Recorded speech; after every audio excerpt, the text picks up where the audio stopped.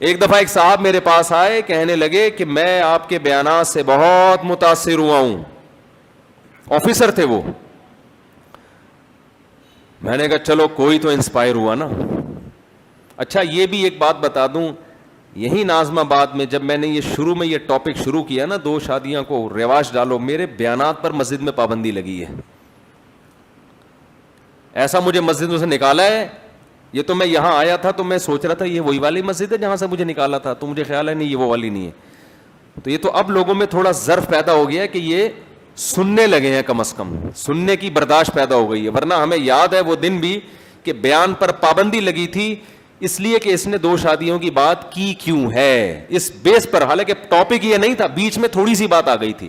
ہم بھی ایسے ڈھیٹ تھے, ہم نے کہا پابندی لگتی رہے ایسے کی تیسی. تو خیر جلدی بس یہ چھوٹی سی بات کر کے پھر میں اصل ٹاپک پہ آ رہا ہوں. وہ چھوٹی سی بات کیا کر رہا تھا میں, ہاں ایک صاحب آئے. آپ لوگ کو بھی مزہ آتا ہے یہی ٹاپک سننے میں. ابھی چہرے دیکھ رہا ہوں گھننے بنے ہوئے ہوتے ہیں, اوپر سے کہہ رہے ہوتے ہیں کہ یار یہ ٹاپک ٹھیک نہیں ہے, لیکن ایسے ہی چہروں پہ ماشاءاللہ رونقیں دیکھو آپ. ایک صاحب آئے ہمارے پاس, کہنے لگے, پرانی بات ہے, کہنے لگے میں بڑا انسپائر ہوا آپ کے بیان سن کے. اور وہ آفیسر تھے کسی گورنمنٹ کے ادارے میں. کہنے لگے میں کرنا چاہتا ہوں سیکنڈ میرج. ماشاءاللہ. میں نے کہا اچھی بات ہے. کہنے لگے لیکن کچھ میری ریکوائرمنٹ ہے, کچھ مطالبہ ہے. میں نے کہا جی. کہتے ہیں مجھے ایک ایسا رشتہ چاہیے جس کا گھر اپنا ہو. اچھا مجھے ایک گھر لے گئے تھے وہ باقاعدہ, کہ بڑی سیکرٹ قسم کی بہت امپورٹنٹ بات کرنے والے ہیں. مجھے گھر لے گئے اپنے. میں چلا بھی جاتا تھا اس وقت, ٹائم اتنا بزی نہیں تھا جتنا آج کل چل رہا ہے. ہاں بھائی بیٹھ گئے. ہم نے کہا سیکنڈ میرج کر رہا ہے بھائی ماشاءاللہ, اس کے گھر چائے تو بنتی ہے نا, ڈبو کے کھائیں گے وہاں بیٹھ کے.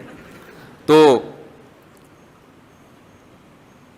بیٹھ کے جناب اس نے پھر بات شروع کی کہ میں اصل میں یہ چاہتا ہوں. میں بڑا اس سے اچھا بندہ بھی ذرا شریف سا تھا نا محلے کا.